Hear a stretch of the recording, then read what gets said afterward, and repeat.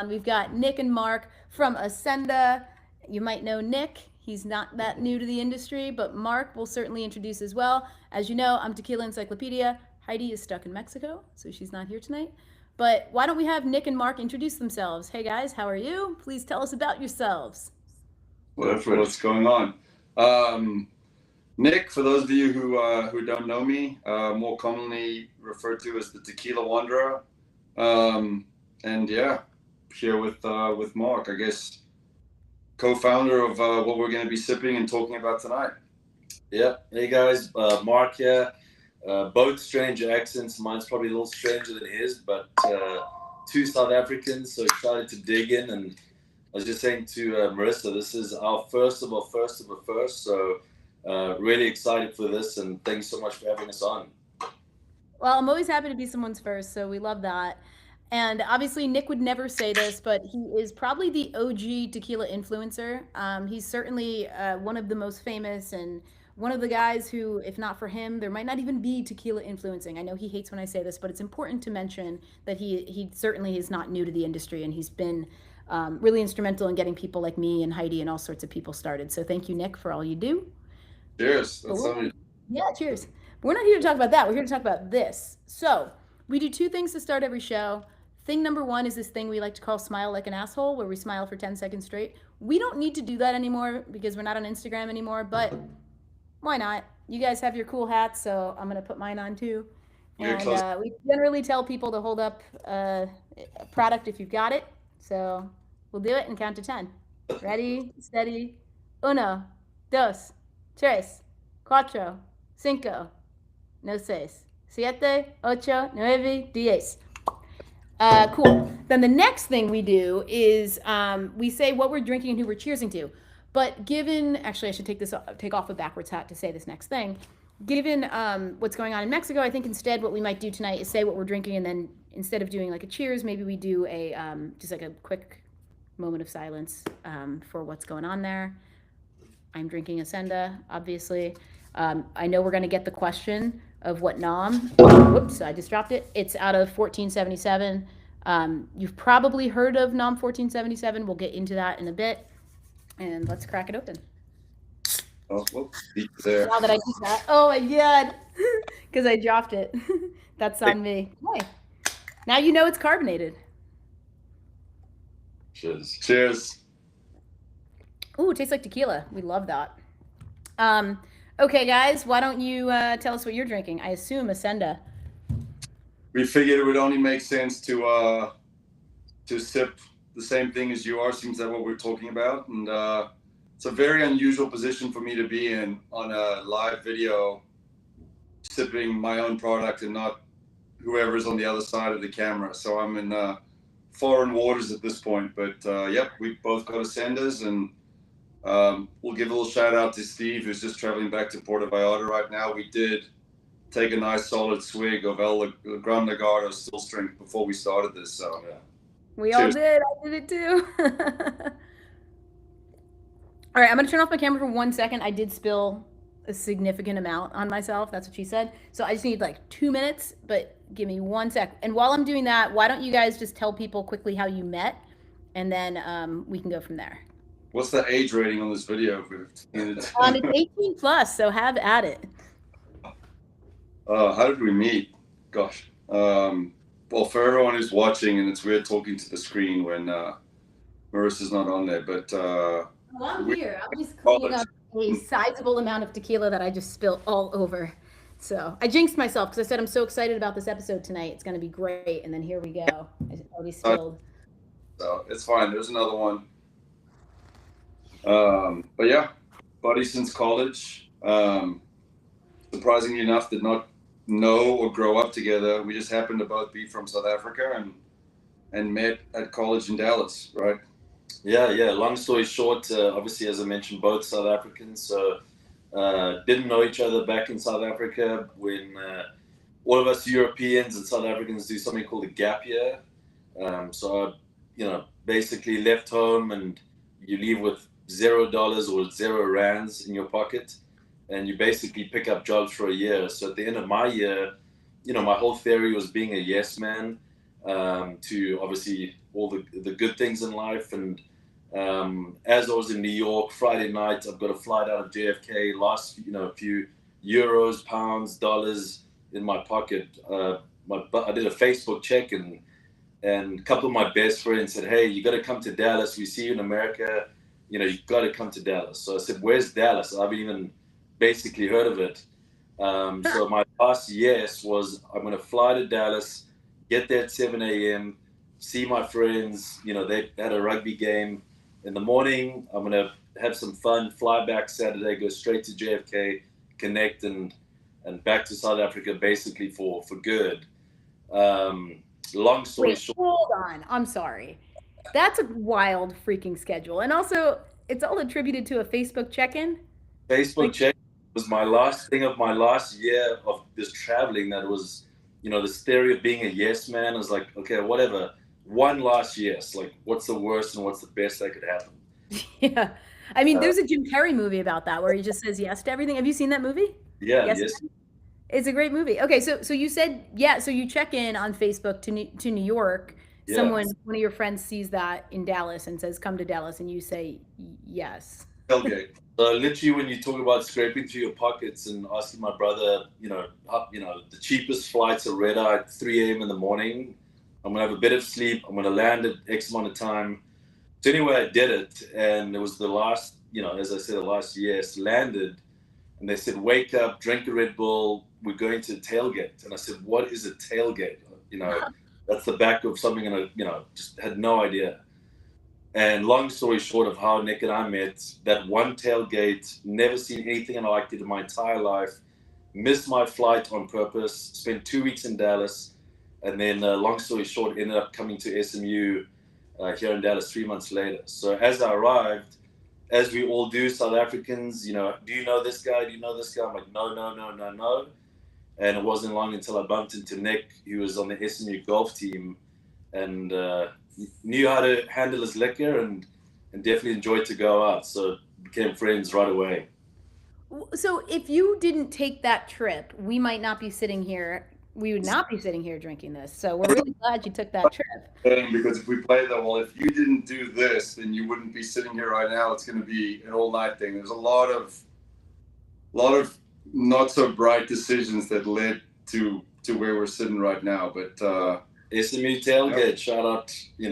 That's what got me here. I mean, Mark came to Dallas from New York without even knowing where Dallas was. I signed NLIs via DHL and committed to 4 years on a scholarship to play golf.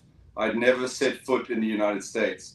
So not only did I have to look up where Dallas was, I Eddie Murphy'd had kissed mom and dad goodbye on August 5th, 2006, and hopped on a plane and landed in DFW, which was, seems like it was just the other day, but yep, there we go. Wait, okay. So you'd never been to the US. You chose a college. I mean, you were golfing in college, but you'd never been there, so you committed to that. I was this close to going to Pepperdine, Cal Berkeley, or University of Arizona. And I had a dad swam for South Africa, and there was a South African swimming buddy of his who captained the SMU team in 1964.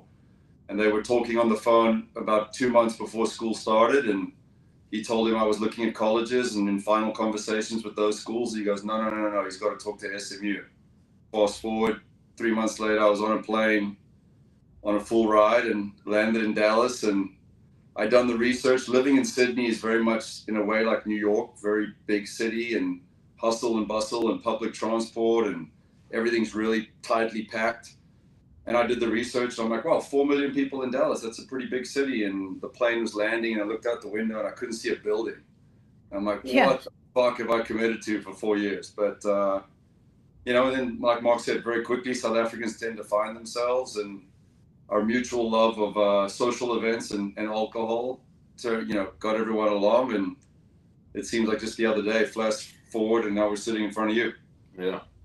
Yeah, and what's wild about that story is obviously there's a few pieces that meant that you went to SMU. There's a few pieces that meant that Mark went to SMU. But not only did you both end up there, you both ended up meeting, right? Like that's the other piece. Like you could all go and just not meet each other. But like, and I'm not sure how big SMU is, so I don't know how likely it is that two guys from South Africa wouldn't meet. Or are you both from South Africa? Am I just making that up? Yeah, both South African, yeah. Yeah. Wow. There was no grinder back then as well, so it's very... Okay. But we were great friends then, and then as life happens, you know, I was one of the first to get married, and then you get into your first corporate jobs, which, you know, take all the time and a lot of the college day fun away, obviously. So there's, you know, a long spurt where Nick and I didn't chat for months or years, and full circle come back to how this whole Ascenda thing happened. But, you know, there's so many different pieces of this puzzle, like, as you say, that if this didn't happen or that didn't happen, you know, it's amazing how life works, and people at the right time, or people along your journey that are with you and no longer with you, and those that perfectly fit, you know, in the exact split second, which literally happened as we reunited as friends, you know, a year ago. Yeah, so Mark's big on his health, and it has been for a long, long time. As are you. Even more so. More from a scientific standpoint. Blood work, you know, cold plunge, sauna. I don't need to get any of that stuff because I have it a mile down the road at his place. But, you know, I think you mentioned to the Tequila Wonder thing, right? May 16th this year will be the 10-year anniversary of the Tequila Wonder on Instagram. Oh, so when you're snap. doing it for a while, I wondered how long. I had to go back to my first post on IG. But Wow. you know, are you going to do like a memory lane post or anything? Maybe I'll find time to do a post. You should just, without context, post your first post again. Just like pretend that it's like, because mine were trash. I'm not saying yours were. Just like post your first post all over again and see if anyone notices. Same 7 people like it, including my mom and my brother. And then speaking of moms, my mom is texting me going, "You're not live yet, right?" Like I'm clicking on it and I'm seeing Heidi. I'm like, "Mom, you're watching a replay on my Instagram story." Oh no. That's not YouTube. She really wants to watch this episode. That's not YouTube. Go to YouTube. Jesus Christ. From the Yeah, we gotta get it on Ascenda Tequila Fest. Yeah, so yeah, okay, so okay, you guys met, we love that. Mark's a big health guy. You, Nick, to me are a big health guy. So the fact that you're saying Mark is even more health guy, I'm a health person too. You've been following a long time. Like I was the, you know, I was kind of the butt of a lot of jokes for a long time, talking about, oh, tequila's healthier and better for you than other spirits. I think I've shared on Instagram those Vine Pair articles, like referring to me as the Golden Jack agave disciple or something like that. He loves to add that jackpot. Yeah, every time. I don't know where they're getting that from. I didn't know didn't know if it was like an unhanded insult or a compliment. I'm like, I can't quite tell. Like, anyway, that's what kind of got Mark and I kind of to re-engage and chat a lot more. Is that, you know, I think he was getting close to like a lot of people that I hear of today. Like, you know, didn't think drinking was really the thing for him, right? And he sees me on these lives every Wednesday talking about tequila's better for you and talking about this. And then over the last 2 years, you've got Gary Brecker and, you know, Dr. Huberman and others giving the data behind it. And so he randomly reached out and like, hey man, I saw your video last Wednesday. Like, is tequila really better for you? Yes. And I was like, fuck yeah. And then, you know, you just said that's how you get me talking. And then I'm like sending in paragraphs and details. And so that was probably about 3 years ago, right? And like a lot of my friends, like all of a sudden he's almost exclusively like a tequila drinker. Yeah. I mean, that's how I got into it. My mom's a nurse and she's super into health. And like she made all of our own baby food when we were kids. Like we never had soda. I didn't know pancakes weren't dark brown, because my mom always made them with buckwheat flour. I didn't know that wasn't normal. So I hear you on that. And the reason I got into tequila is because my mom only drank tequila for similar reasons. So yeah, it's a very common thread for people like us, if I may, who do care about health and getting up in the morning and having things to do. So and obviously, you know, like drives to along the way. And you know, Marissa, my thing is, you know, big into health. You know, Nick works out every day and he's definitely is into health. I think my passion, Nick's side hobby was Tequila Wonder and tequila. My side passion, you know, besides the day job, was longevity. And I think the science of it. So at 28 years old, I started doing blood work and seeing how different things affected my blood and how stress affected your hormones, and drinking, you know, out of a plastic water bottle all day. So that kind of got me going. But, you know, as I was going to business dinners and it wasn't my money, it was, you know, the company credit card.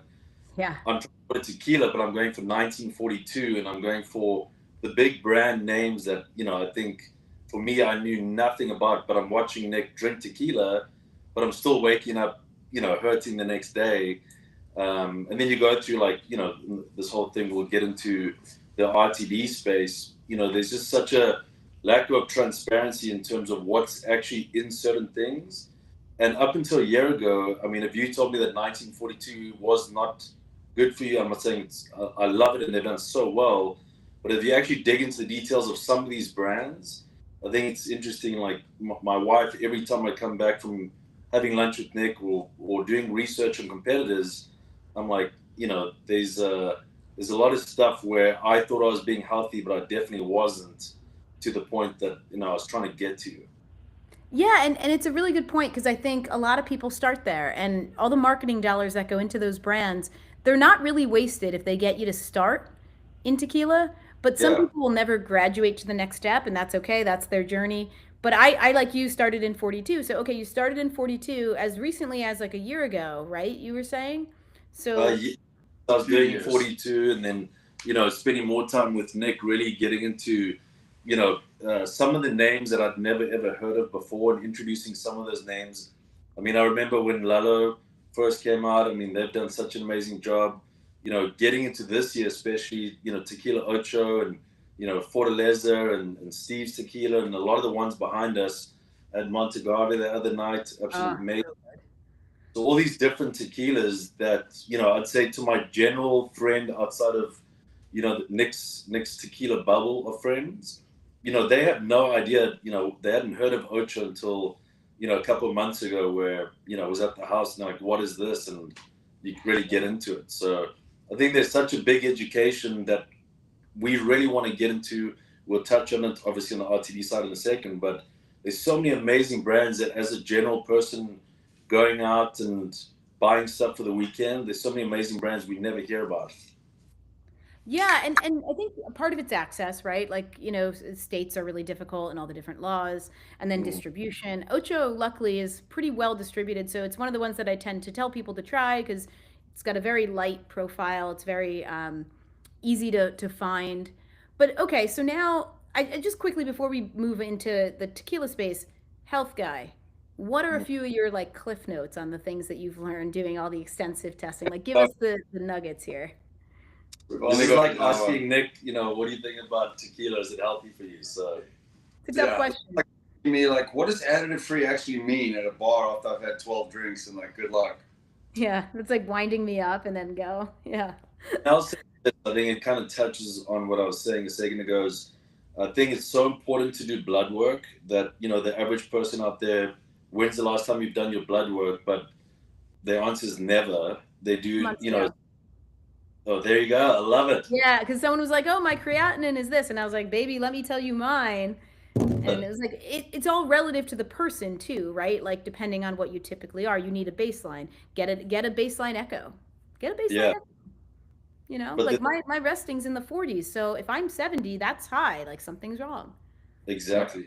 Yeah. But I think the average person does the general, you know, the general checkup, which is a very small panel.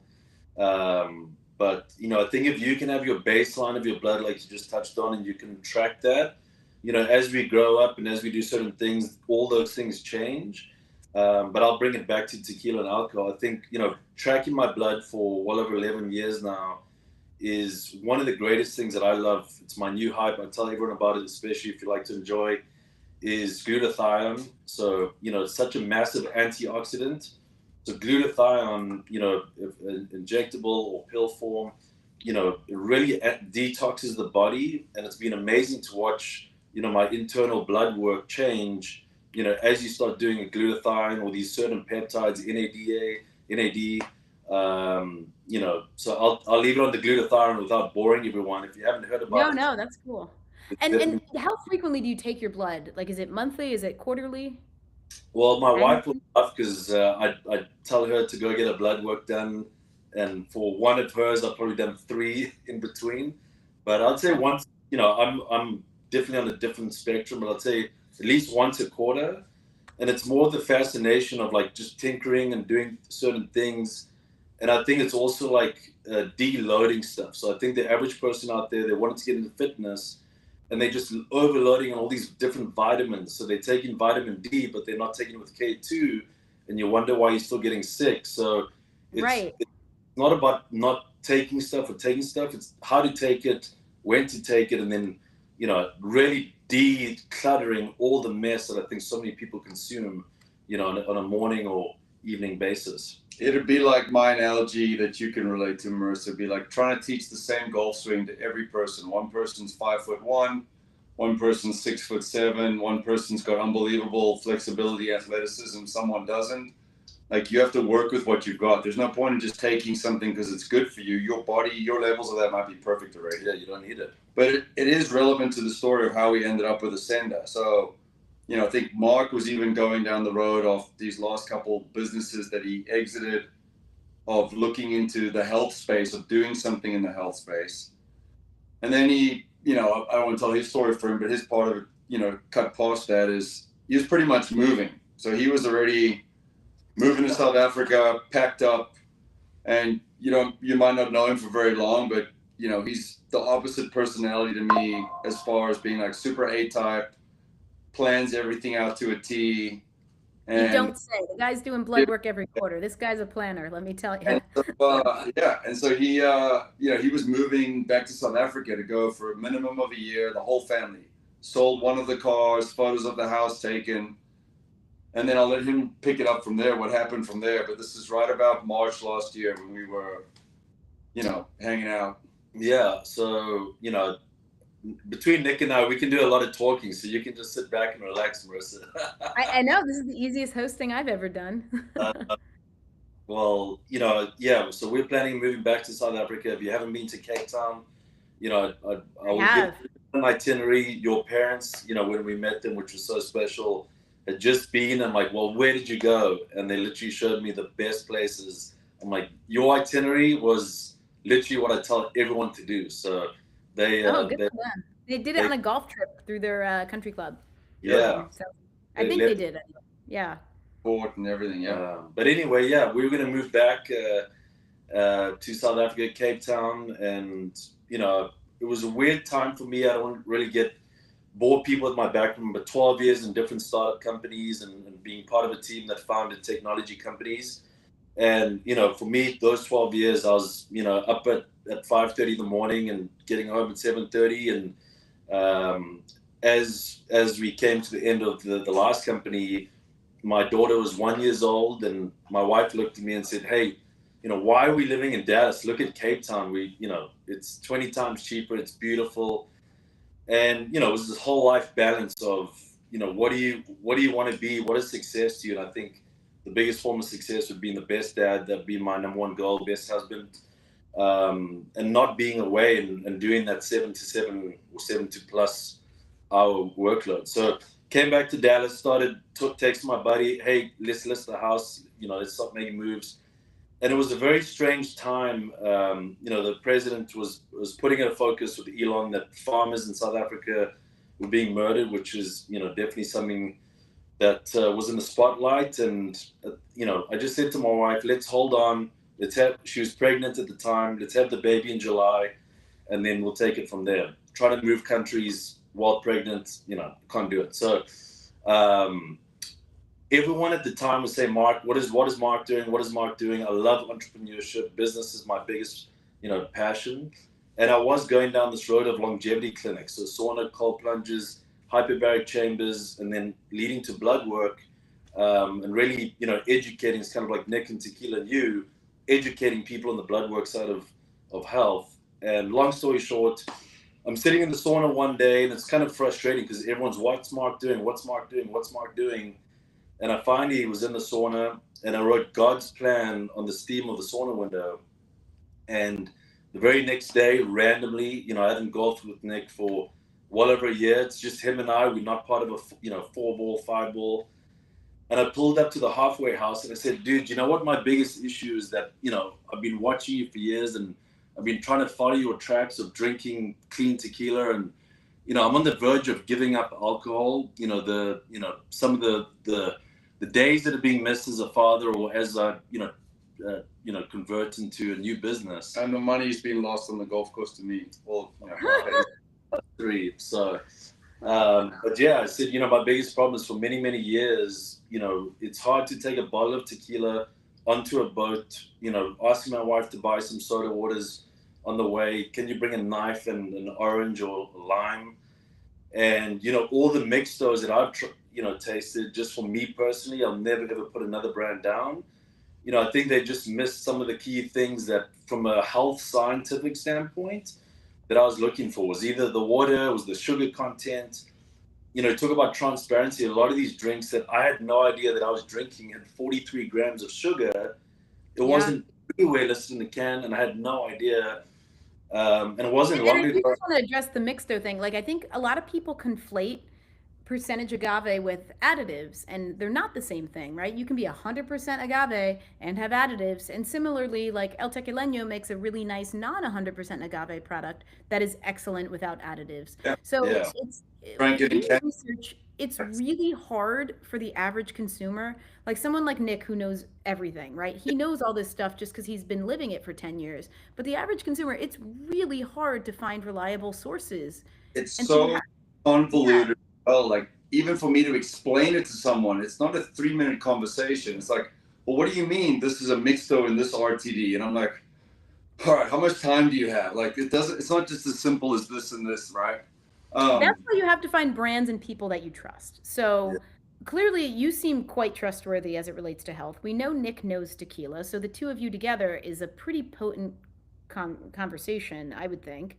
Well, I'll pick it up his story in a sec. I'll tell you, my version leading up to that round of golf, right? So we're playing together, and as you can imagine, right, through the Tequila Wanderer, I have had dozens of opportunities to jump onto the other side of the camera per se and actually take equity or a actual involvement in brands. And at best, I've sat down for an hour on a call and I've gone, look, this is my hobby. This is my passion. It has been for almost 10 years. I have a job, which is a job and a career. This has been my passion, my hobby. I like to keep them separate. My experience from golf, trying to play professional golf, was once your mortgage wasn't dependent on it, golf became a lot more fun. And I respect what a lot of our mutual friends do as a full-time gig for tequila. But the moment I have to take time on a Sunday and roll out 30 different tequilas and film content for 6 hours straight and not even drink it, spit it out because I'm making content for the next month, like it's no longer a hobby and a passion for me. What we did before when we jumped on over here, 90% of the lives I've ever done have been tuck the kids in bed, kiss them on the cheek, sing them their song, tell them their story, roll down here 1 minute before tequila talks on a Wednesday, chug a swig of Legato or chug a swig of Wild Common or Fortaleza or Ocho, sit down on the camera, no script, no plan, and we're live, right? And it's a balance for me. So I've had all these opportunities to be a part of brands, and I've had a lot of people that wanted me to come and join, the industry and get involved. And I think because I've seen so many brands and been so close to a lot of brands from the start, and I don't think they would mind me mentioning it. I mean, I ran Código's social media account for the first 9 months. Did you really? Fede and Ron, I don't talk about this stuff a lot on Tequila Wanderer. Fede and Ron and George, like I would sit and talk to them, and I ran their social media account for the first 9 months. And then when I handed it over to the big marketing PR firm, they didn't change any of the passwords. So I was still had access to the Código account for like a year. I had to message Fede and be like, hey dude, like, can you guys change this? Like, I'm not going to do anything with it, but I don't like the fact that my phone's like automatically logged into Código's account, and they've got celebrities like DMing them and talking back and forth about, I'm like, I don't see this stuff. Anyway. Honestly though, with great power comes great responsibility. What you should have done, just like a little mischief, is search for like really weird things, because then when they logged into the Código account, it would like, their algorithm would be all messed up. Like, because Heidi and I share TequiLadies, and like, I don't know if she's caught on that I know what she searches for, because if she's been on the account, like it's all different stuff than when I've been on the account. So you could have had a little fun with that. Secret, hopefully, he's not listening. So partly because I've seen how hard it is, and I've seen the brands that have put $35 million into it and still struggled, and I've seen the brands that have, talking to Mark at the beginning of this journey, talking about a certain brand, and they're struggling and they're trying to find new owners, and oh, well, is the tequila not good? One of the best I've ever tasted. Oh, well, do they not have money? No, they had about $40 million to work with. Oh, do they not have good branding? Some of the most beautiful branding I've ever seen. It's just such a difficult market. And so because I've been on the inside the ropes on a lot of these companies from the start. My good friends at Lalo, like I was talking to them 9 months into that project. And it's been like watching your best friend like start something and then sell to Tito's this year. Last year was really, really cool. But I've seen how hard it is, and so that was probably the biggest reason why I was like, nah, this is a fun hobby. I'm not doing anything. So fast forward to that round of golf, we're playing. Mark kind of hits me at the halfway house, dude. We're drinking a really good Blanco soda with an orange slice in it, which is like our go-to drink everywhere we go. And he goes, we need to put this in a can, and we need to add electrolytes, and we need to do that. And, I'm probably in the middle of a money game with him and probably quite a few $100s up. So I kind of let it go over my head and just go. But in my back of my mind, I'm like, that's a pretty fucking good idea. That's one of the best pitches I've heard in a long, long time. But I don't think anything of it. We finished the round of golf. I can't remember exactly. I'm sure I won a lot of money. And then we parted ways and never spoke about it again until 8:30 the next morning. I'm driving to the airport to go to DC, and 8:30 in the morning, my phone rings and it's Mark. And I don't know how it is with girls, but if a guy calls you at 8:30, someone died or someone needs to be bailed out of jail. Like, you don't fucking call a guy. You're not outfit. Like, you guys don't talk about outfits in the morning? Because if I get a phone call, it's like an outfit question or something. But sure, yeah. Calls I get randomly that are FaceTimes at the liquor store. Which one do I buy? Like, I do get that. I get that too. Oh man. Okay.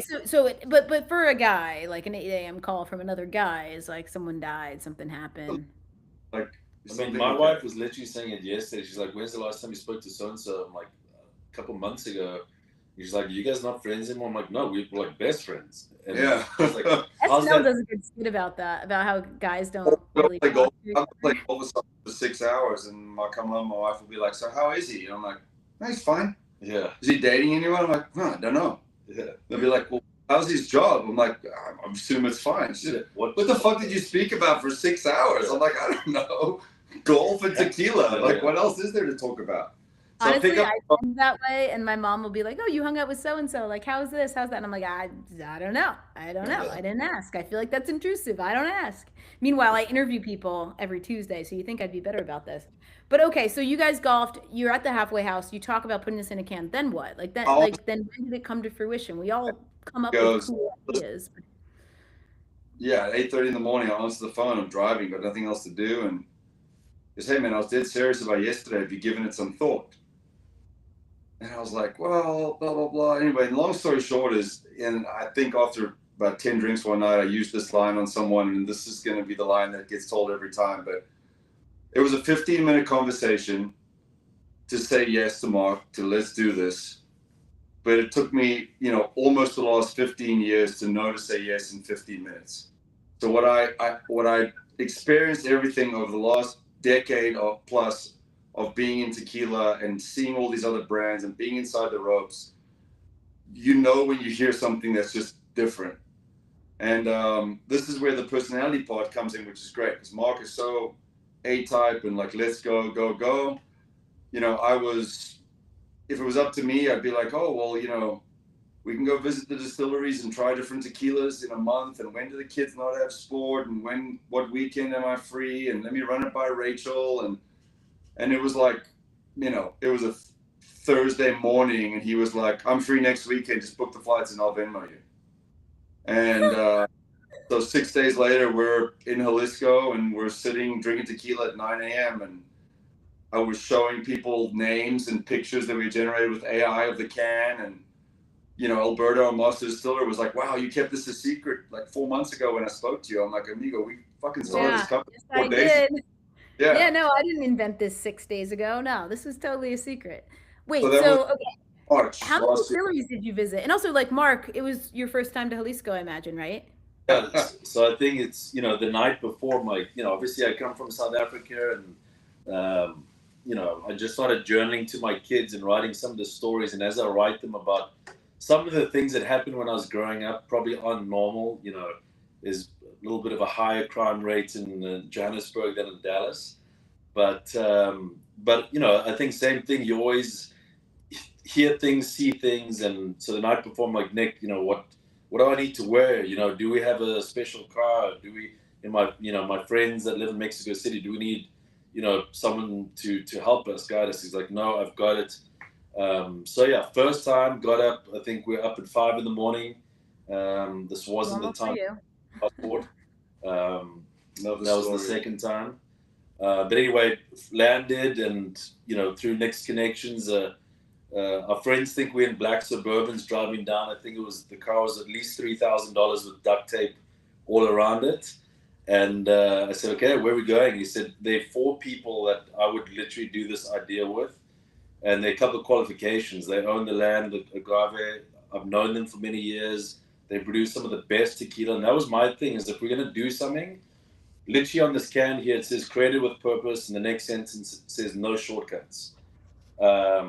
So, you know, our biggest thing was that this isn't a game to go make massive amounts of margins and profits and take the shortcuts. We want to make 100% blue agave, but it had to be the best. So, you know, as much as I'm a psycho that I can move quickly and say, hey, let's go next week, I'm also a psycho that, you know, when it's something important, I really take my time. So when my wife and I were looking at, you know, place to live, we walked into 56 homes. So, you know, Well, I'm you sound very, like a realtor's dream. yeah, exactly. And when Nick posts stuff, I'm like, well, this little word's off, or this color's wrong, or dude, go put on a black shirt. You're wearing a blue shirt. Our colors are blue and white. I'm just weird and That's why anal. I wore black tonight. I love it. I wore black because you guys are black and white. So we get there, no, been up since 5, and we pull up to Alberto's place, and Alberto says, okay, tell me what you guys are doing. So Nick explains what we want to do. We really wanted This is that. Alberto, just for anyone listening, this is Alberto Partida, who people know, his family's like pretty in the industry. Yeah. I would say one of the better business minds in tequila as well. Like, you know him from Cava de Oro, and a lot of people think The most underrated master distiller in the industry exactly out there. So, and they have other brands. So for the tequila heads listening, like Cava de Oro obviously is meant to be a certain type of product, right? But they make some incredible stuff at that distillery that proves that they know how to make good tequila, but they also know how to make really good business decisions. And so that's a really important consideration too. They're not out here saying Cava de Oro is Fortaleza. They're not saying that. They're making a product that has a very big market. And if you look at tequila, for instance, it's the tequila that keeps the lights on there. Yeah. So when you hear how much Cava de Oro they sell every year, then you will see that there's a smart man back there, and he's doing something that has a market for it. And he's laughing all the way to the bank, as they like but to say. the beauty of it is, I mean, we'll try to keep the story on track, but when I started the Tequila Wanderer, the very, very first brand that ever brought me to an event, the first master distiller I ever met in person, anything, was November 2018. And it was the Compaveda soft launch to their investors and family and friends. And we had dinner at the Ferrari dealership in Silicon Valley with like dinner tables laid out in the middle of the dealership. We had poker tables. It was a big event. We test drove cars, everything. And that was the first time I, met Alberto, and that's where we became friends. And because I've known him for so long, since 2018, like, I'm aware of what he is capable of. And I think a lot of people pinhole him into Cava de Oro. That's the type of tequila you make. I think Amatitenia was a complete 180 knee-jerk reaction to that. It's like, oh, you want traditional? Well, I'm going to cook the agave in the ground. I'm going to tahona. Like, you can't get more traditional. If you go to 1477, the little wooden vat down in the basement that they ferment Amatitenia in is sitting there, and it's not very big. So I knew what he could do. And so that was the first place I took Mark. And there were a couple others that were really, really good. Deep down, I thought this was going to be the one, and I wanted it to be the first one that Mark met or tasted. So 9 o'clock in the morning, with our Uber driver, Steve Vera. Stop it. Steve Vera was driving you around? Yeah, I asked him if he was in town. I believe that you also had to check out Cuscoween, right? Like, we went there. We went Cuscoween. We went to actually Renee and Shacit don't know this. We went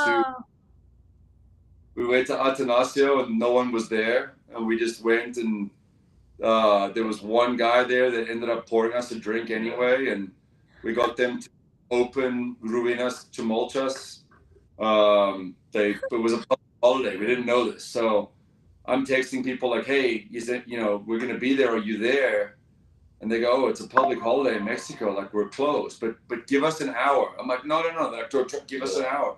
And they're opening up the restaurant and they're calling mom in to start cooking, and it was crazy. But yeah, we were sitting there with Bruno. It's something else, and also like just Latte M77 we've had on the show as well. That is a phenomenal product. And so if there's anyone out there who thinks that 1477 can't make a phenomenal tequila, come fight me, because it absolutely can. It can also make a phenomenal business plan. And I think you want both. You really do. And there's a lot of people who can make good tequila and lose money. And there's a lot of people who can make shit tequila and make money. But this distillery can make good tequila and can make money. So that's a really important consideration when you think about longevity in a product like this one.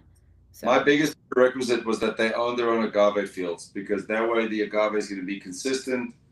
It's going to be consistent from a price point. It's going to be consistent from a quality standpoint. And, Alberto's not subject to the fluctuations. Like we see the cyclicality of agave is certainly one of the most important things that on a macro level impacts how many brands survive, right? A lot of them don't own agave. And if they don't make long-term contracts like Patron does, they're just not going to last. Yeah. And then I wanted a tequila distillery that could scale, right? Because I was lucky enough to watch my friends at a couple different brands. And then I saw them grow and become unbelievably popular on a national and global scale. And then the product changed, right? No, not the ones, not the ones you're pointing at. Because behind me are two brands that switched distilleries. You got Cabal right here. You got Cascanes right here. Like brands switch distilleries all the time for a myriad of reasons. I'm not saying it's always outgrowing them, but there's three brands in that view that switch distilleries. Oh, who else are we looking at? Who's right next to Cascanes? Who is right next to Cascanes? Lalo. Yeah. That was supposed to be my Cascanes shelf, but I ran out of space, so I had to put Lalo. So anyway, a lot of brands switch. Yeah, and so it's smart to think future forward as well, and some better when they move. My point was I'd love to start with someone and end with someone, right? And so that's another part of Alberto's was able to scale. But anyway, those distilleries. As crazy and psycho as walking 56 houses and no breakfast, been up since 4, flown there, get there, and we tell Alberto, what do you guys want to do? We really wanted a hint of orange. A lot of people in Dallas, it's so funny. It went from tequila, soda, lime, and then tequila, soda, orange. And then at one party, every single one of our friends was tequila, soda with an orange. So that was our taste, and that's obviously what you get the hint of in this can. So let's talk about that quickly, because I think the origin story is very important, but I think also people are probably wondering about the product. And knowing that we're 45 minutes in, I think we should also just spend a little time on the product itself. So it is a tequila soda with electrolytes. And like on the back, it says ingredients, 100% blue agave, Blanco tequila, filtered spring water, magnesium, potassium, sodium, that's it. And then it says hint of orange. How do you achieve the orange? Like what makes that orange flavor? So the way that you cook the agave, and this just comes from when I was saying how smart Alberto is. The way that you cook the agave can change the profile, and a lot of the master distillers will tell you the same thing. A slower cook at a lower temperature creates more fruity citrus profile. And again, highland, lowland agave changes, but at least with Alberto's agave, what he's found is a slower, lower temperature cook in the stone oven creates naturally those citrus notes, and then a higher temperature, shorter cook, more caramel chocolates, sharper notes. So we have that already, that kind of profile of an orange on there. And then we have a secret ingredient, that a secret process at least, that does not change from anything on the can. There's nothing artificial. There's nothing added. There's no 100% organic. Everything is the same, but we've got a part of our process that adds and accentuates that hint of orange, and that's what we were going for, right? It's not everyone's cup of tea, but I think the tequila drinkers will love it, right? Yeah, and let's talk. You guys are health guys, right? So magnesium, potassium, and sodium. What's the thought behind each of those? I'm sure there was very just in the hour that I've known Mark now, although I did meet you at SipFest. Why you seem very deliberate? Why magnesium? Why potassium? Why sodium? So I think the biggest components, obviously, when when I would go out, whatever you're drinking, the wine lovers, the tequila lovers, the vodka lovers, I think what everyone has in common is you go home, you don't want to be hurting tomorrow, so you grab a bottle of water, you grab your choice of electrolytes, and you dump them in there. Again, why is my heart rate through the roof? For a long time, I didn't realize those electrolytes were packed with sugars and similar added flavoring, all the additives. So, the magnesium, potassium, sodium pieces, if you do the research of those components that make up the electrolyte compound, the couple of things in that can that you have there, it's a 12-ounce can, it's a 5.5 ABV. So out of that entire can, only 1.2 ounces is the best tequila that, Nic's experienced in well over 10 years.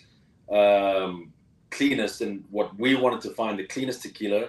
The rest is a very special water. So we did a whole formulation and diagnostic of the water. We then did a whole carbonation, which took months and months. We didn't want big bubbles that made you burp the whole time. So we really want. Yeah, like not to get too personal, but like I haven't burped at all. I had the hiccups earlier today, and here we are. I clearly exploded a lot of the product, so it's definitely very carbonated, but yet it's not. It's very like it doesn't repeat. It's great. Yeah, so then we wanted the highest CO2 content you could ever do in a can, and that's we have 3.2 carbonation. But the original bubbles, when you drank them, you're burping the whole time. Which this drink's designed for golf, outdoors, post workouts, all these fun things that you don't want to be burping. So it was a really fascinating experience to get the right water, get the right tequila, and then I'll say one of the hardest things that took a long time. There's zero sugar in this. Was trying to figure the math. Like I gotta tell you, this is bursting with flavor, but it's not artificial flavor. Like one of the things that makes this really good is that it actually tastes like someone took tequila, took orange, took soda, and just truly. And we have had quite a few RTDs on this show, and one of the things that stood out. So I tried this at SipFest a few weeks ago, and one of the things that stood out is truly, they accomplished exactly what they set out to do. And only 107 calories, so you're doing, what you're doing here. You're not drinking sugar. Yeah, the first few people we gave it to thought we had pulled like a fast one, and that we had just kind of made it in our kitchen and closed the can and given it to them. Like, this tastes so fresh. We're like, no, it's been in the room for 6 months. Yeah. I keep bumping you off track. So we got up to the water. I noticed there's a pH thing that you list on your website. Like, why the pH? Like, why the pH? Why the magnesium? Why the potassium? Why the sodium? So pH is obviously being alkaline. So if you look at a lot of the waters out there, a lot of the waters, and as you track your blood work and stuff, is being alkaline. So we wanted to find a high alkaline water. And then, when we wrote this thing saying created with purpose, when you actually look at our formula, the exact decimal numbers that go, how much magnesium, and I don't want to be rude and crude, but at one stage our formula had too much magnesium. And thank God for AI. One night I'm up at 3 a.m. like, well, what happens if we drink 3 of these or 4 of these? And the outcome was basically with that much magnesium, you're going to be running to the restroom pretty quickly. So back to the drawing board, lower the magnesium, this potassium. So obviously cramping, bananas, sportsmen, basically potassium and sodium are two of the most important things when you're like someone who works out a lot. Now they counteract each other a bit, which is really good as well. So it's like important to have both. So Okay. I'll this last thing. So our biggest slogan is created for today, designed for tomorrow. So this whole theory of like on the verge of giving up alcohol, and Nick's convinced so many people not to give up. A lot of personal trainers, which we'll touch on next time, but drinking clean and being good tomorrow. Ascenda means to rise. So the whole theory is that if we can drink clean, and create what we think is the cleanest drink, ready, consistent every single time. You're not someone that's over pouring or less water, so it's consistent.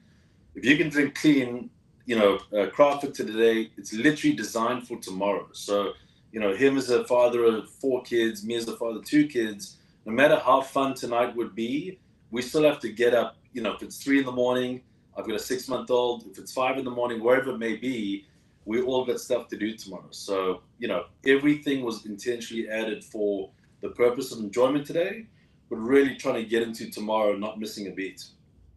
Yeah, and I think one of the important things is, you're using the highest quality of every ingredient that you can find. And actually, someone just put that in the comments. The quality of the water makes a difference. It's true. Yeah. The high quality. Now again, a lot of people will make an RTD and they'll try to do it on the cheap because they're like, just it's in a can anyway. What's the difference? But I understand that you guys also bottled the tequila that is used in here, which is pretty wild. So is that true? The plan. However, the first dozen places that basically pre-verbally said on day one we're taking it, the next question out of their mouths was, well, do you have the tequila as well? Like, we hate XYZ brand, it's our house, we would rather buy yours as well. They already sold them on the RTD. And so That is such a big compliment. Wait, hold on.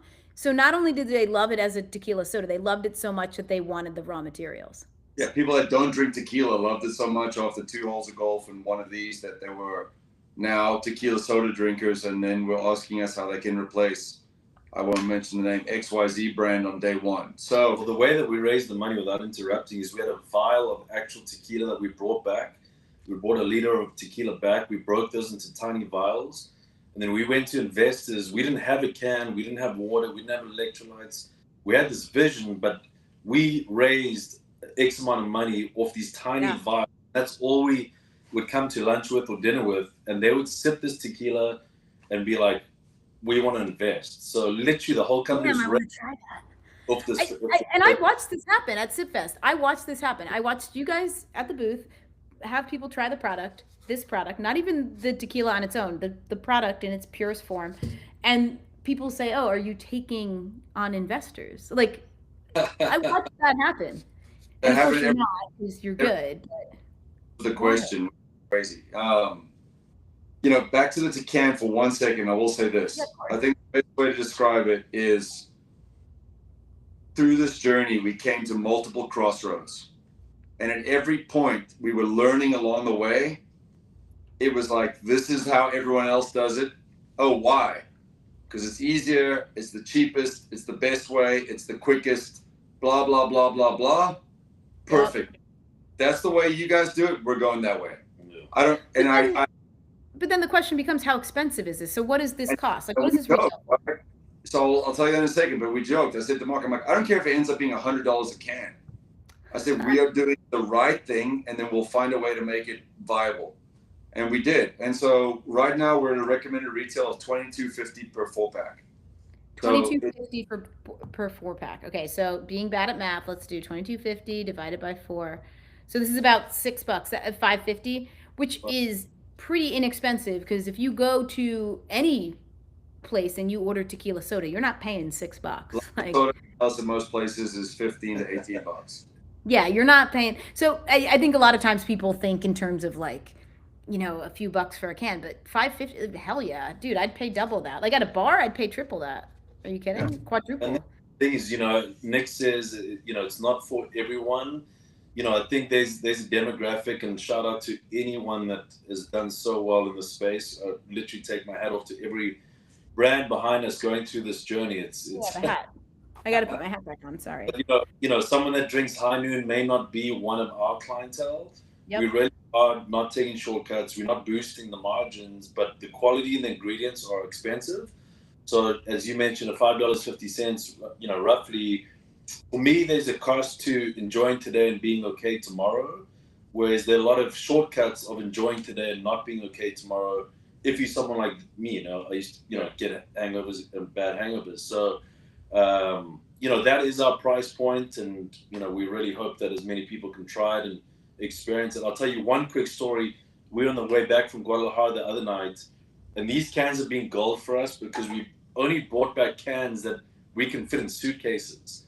So our bags are 117 pounds going to the airport.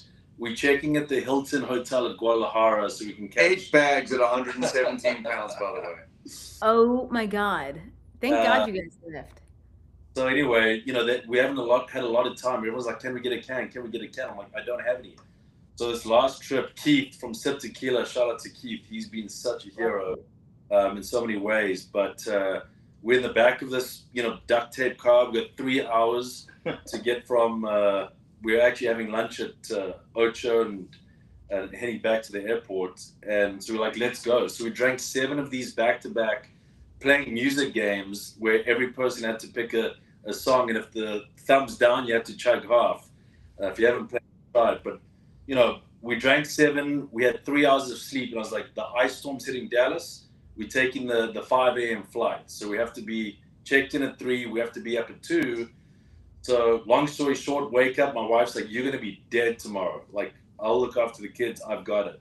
Woke up. We look at each other. We're like, this shit works. Like, we were totally fine. So trial by fire, and it worked. Yeah. And you'll appreciate this. We people who work out, they say if you don't do the gym now, you'll just do more doctor's appointments later. And so you're borrowing from your future by not making good choices today. And it's sort of the same thing here. Okay, maybe a White Claw is $3 and this is $5.50, but you're borrowing from your future if you don't make the right choice today. And is that choice worth $2.50 delta? Yeah. It absolutely, in my case, certainly is. But you can't be everything to everyone, and that is certainly one of the parts of business that I think really astute people like yourselves understand. So you found a niche, and I think you're gonna do great.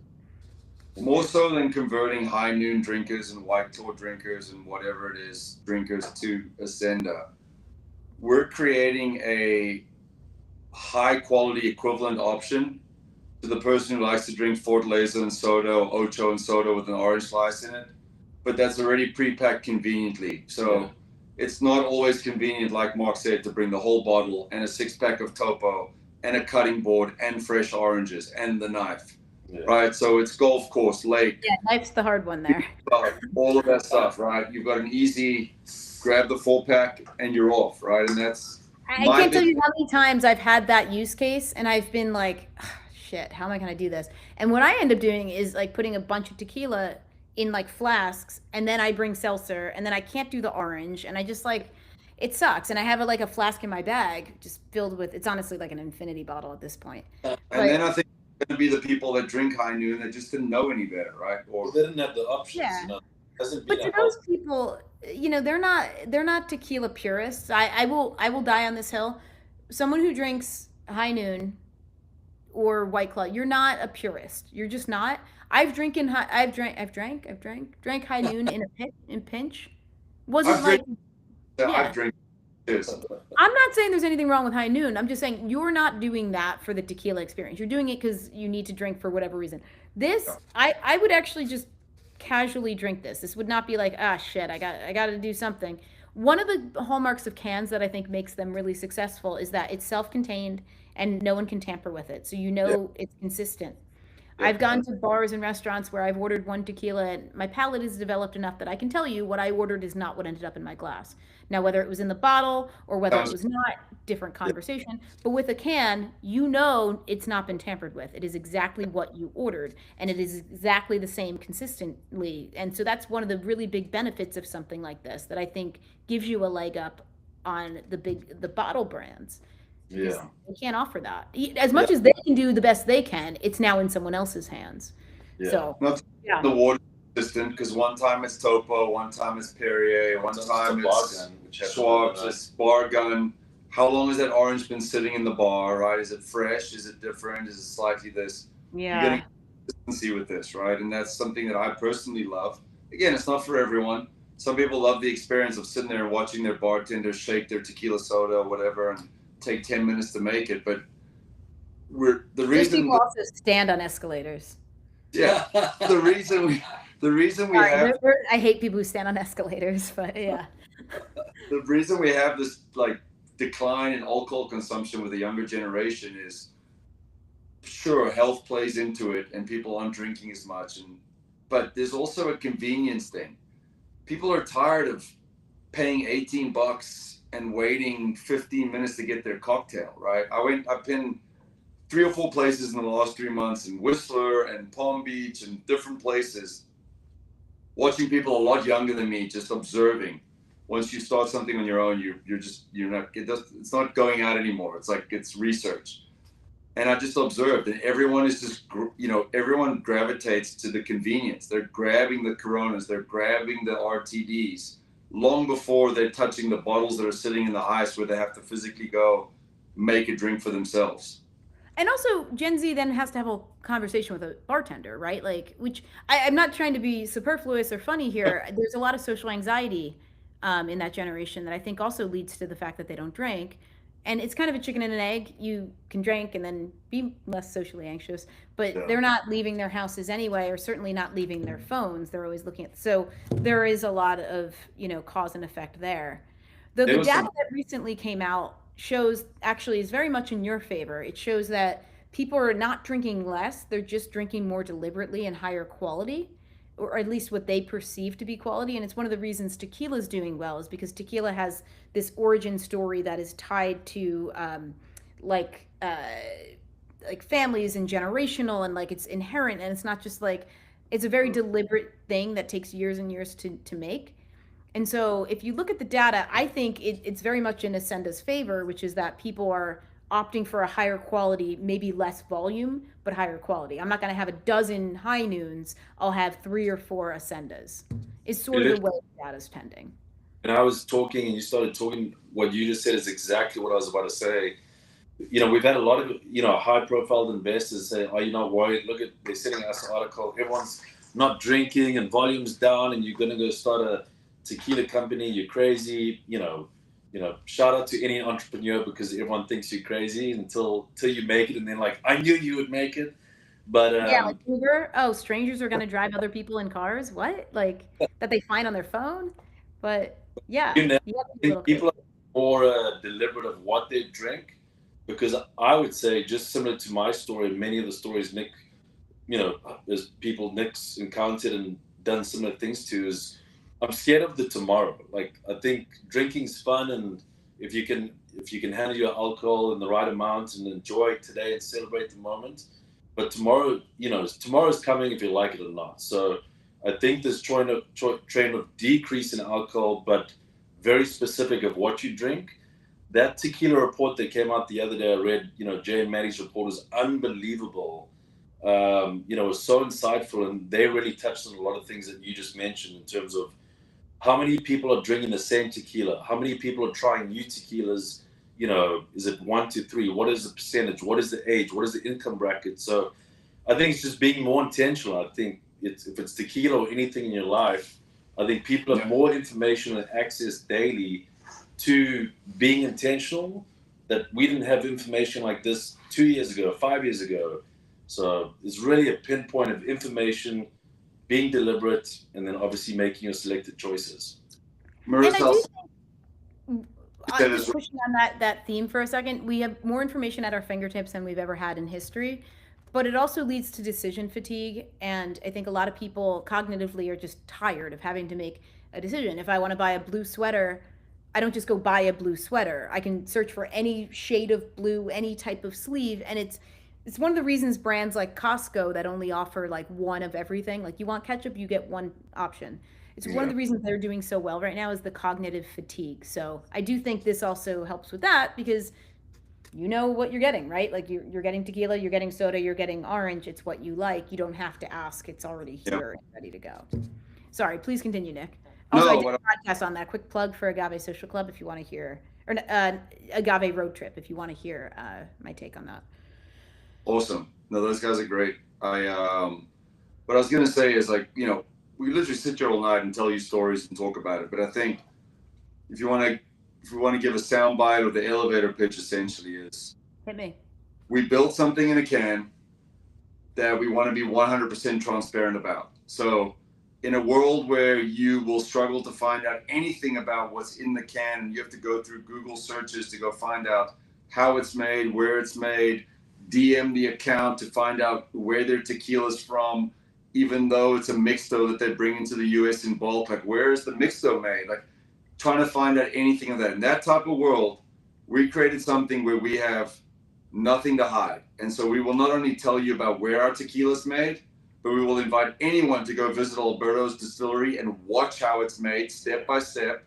And we are 100% open about the water that goes in there and the process that goes and everything that we do, because it's clean, it's simple, and it's just, we didn't cut any corners, right? It says it on the can. There's no shortcuts. And so the best way, you know, my advice from someone that's a mentor of mine in some ways and very wise, who's older than me, said, you know, if you never have to lie, if you don't lie, you never have to remember anything. And it's like, our story is our story. It never has to change. We don't have to go to a PR firm to talk about it. Like it is what it is. Our tequila is made a certain way. We talk about it on the website and the social media all the time. We were very intentional with the water we put in there. It wasn't just tap water from Austin or Modesto, California, that gets filtered dead till it's clean, but there's nothing left in it.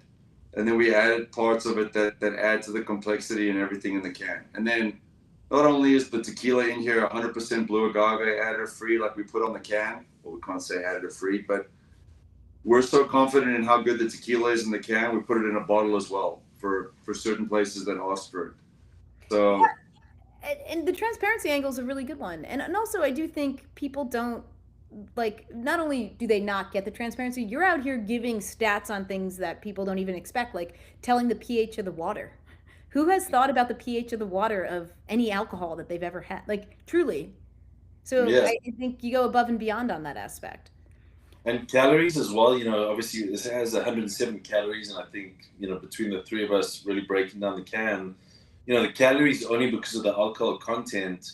And our water started at 9.3 pH, but then the alcohol eats the pH. So all these amazing studies that we literally have lab testing done on all these components, but we think we're solid and we're good until the tequila or the magnesium or one thing hits the other. You know, it's been fascinating to see how everything it all has to work together. Yeah, and I want to spend just like a quick second talking about the can, because we always like to talk about branding. One, your branding is super clean. Love it. Very into it. The black and white, it's super clean. Love that. It's also very reflective of the product that you have, which is super clean. So this is what it looks like. It has a bit of a like, how do you describe the way the can feels? It's got like a little bit of like roughness to it, like a little texture. And again, talking about no shortcuts, about 3 times more expensive than a normal sleeve, but we were like, no, we want the texture on it. This is what we want. We're not going to settle, you know, and that's what we want to go with. So the thought behind that was just the feel.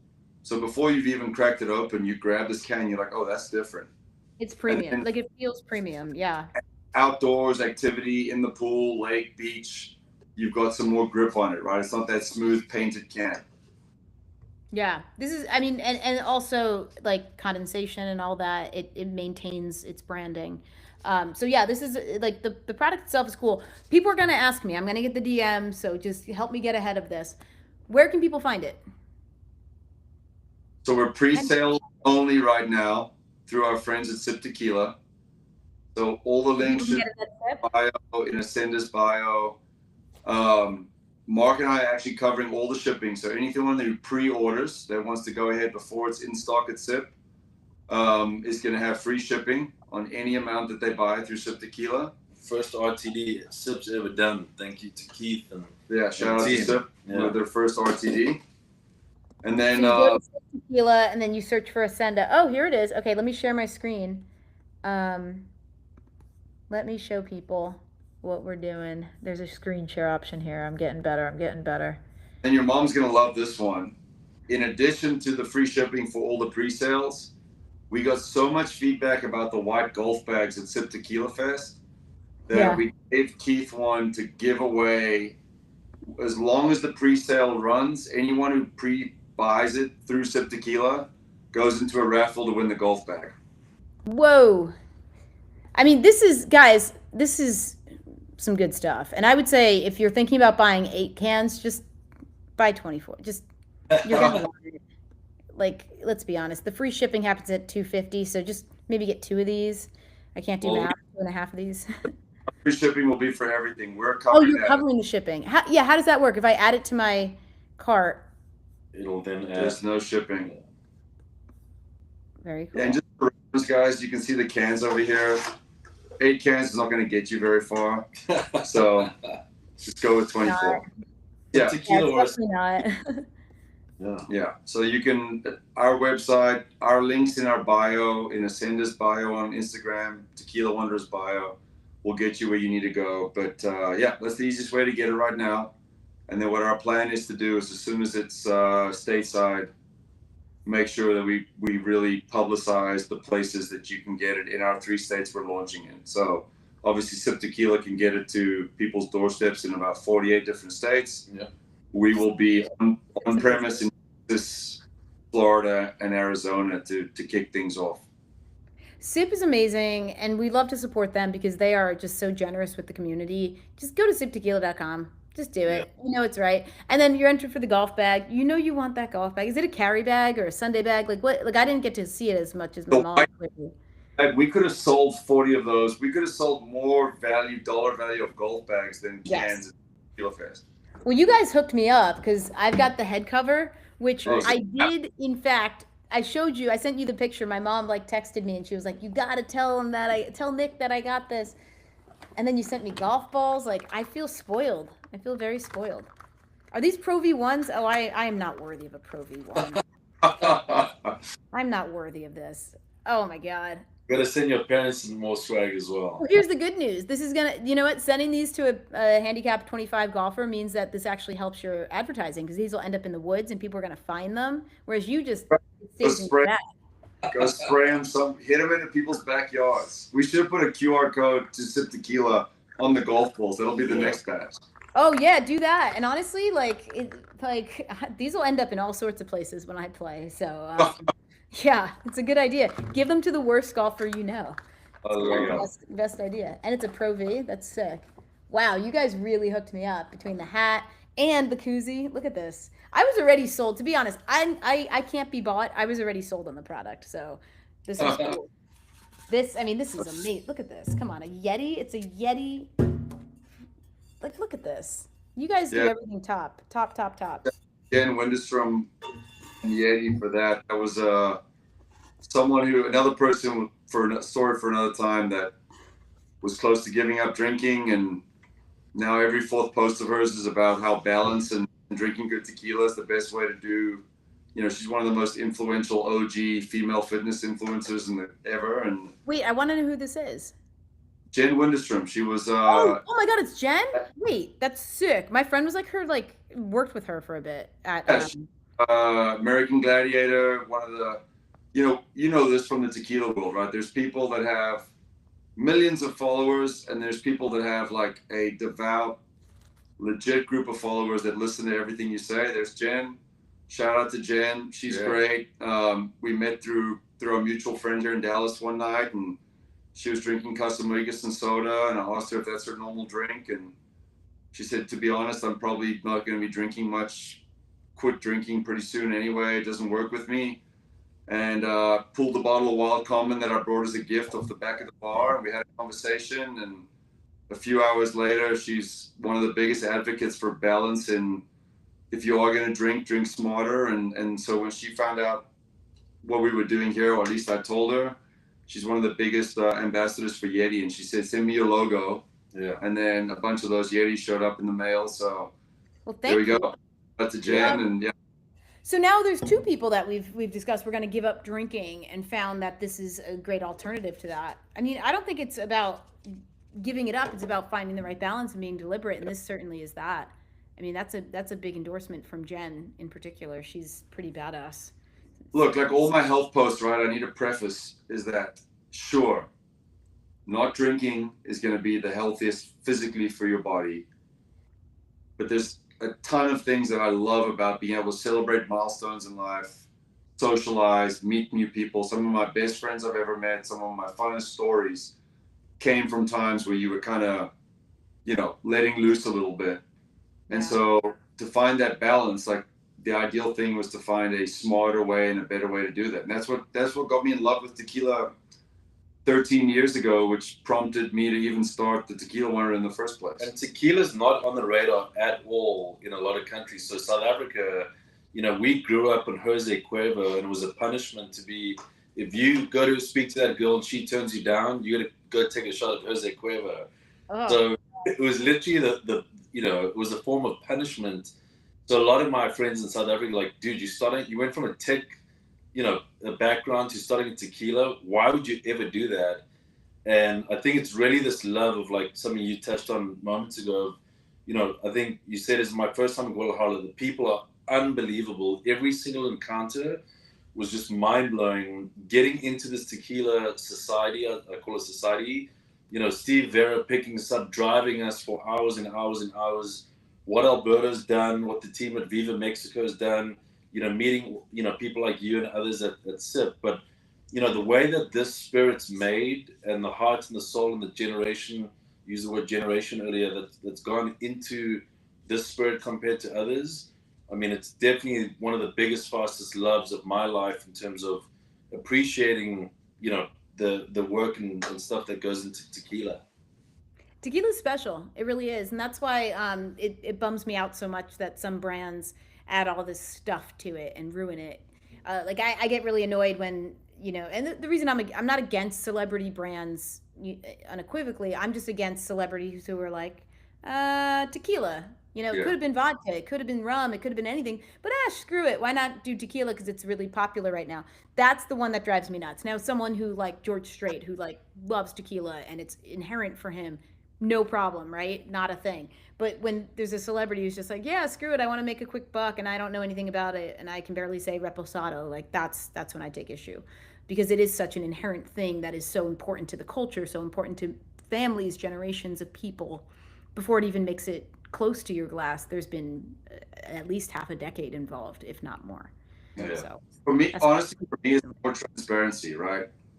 There's going to be people, as much as you tell them that filet and broccoli and eggs every morning are better for you, and they're still going to want to, eat McDonald's and have dessert, right? But at least be allowed to educate people on what's in what you're drinking, and then let them make the decision. And the problem is there's not a lot of transparency in the tequila world.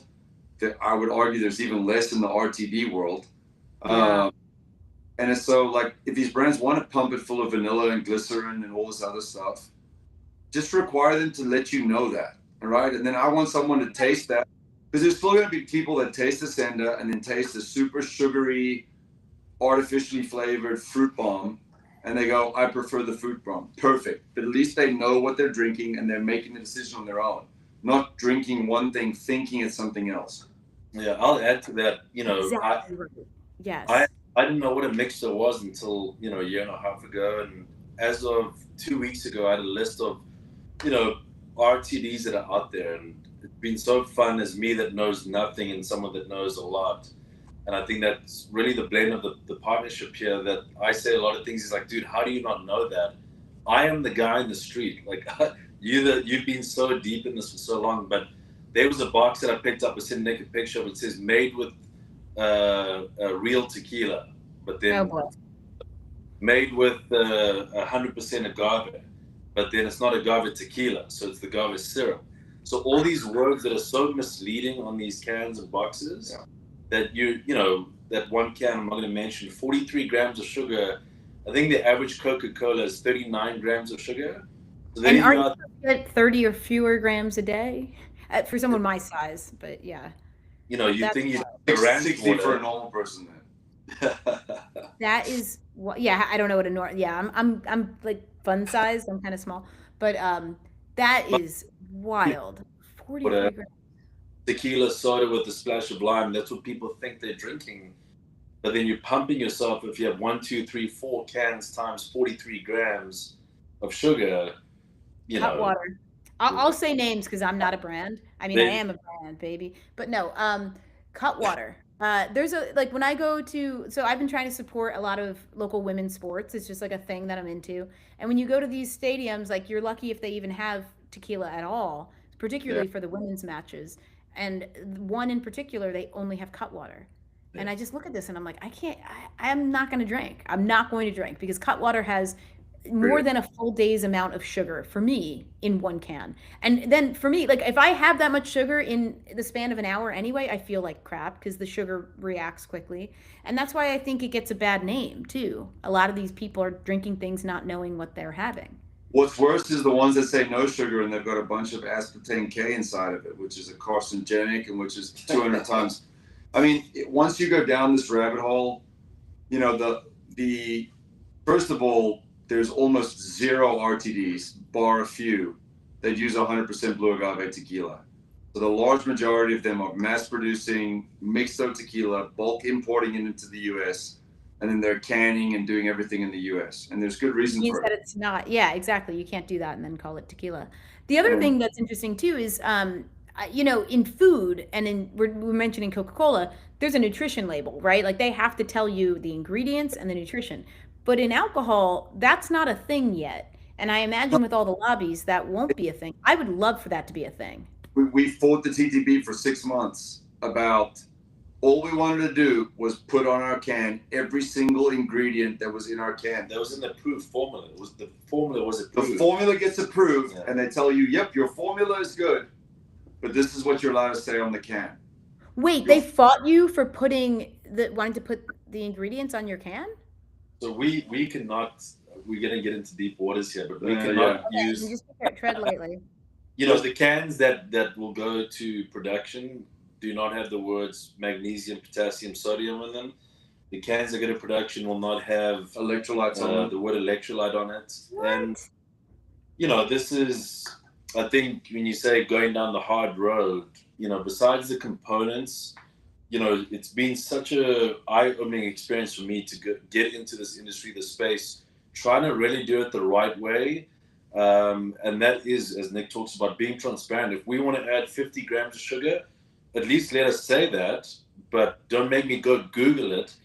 But in our case, we're trying to make it the cleanest of the cleanest, where you say foods, they break down what's in every single piece of food, the High calories, volume. Yeah. everything.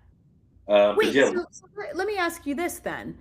If you wanted to throw 100 grams of sugar, right, in a can, like insane amount of sugar. I don't even know if that would fit, but let's say 50 grams of sugar, something insane like that. Yeah. You don't have to put that on the label. But if you want to tell people that you put potassium in here, you can't tell people that? So not only that, we have no sugar, and there was a back and forth, and you know, we just got to be so careful what you say. But we were told we're not allowed to say no sugar.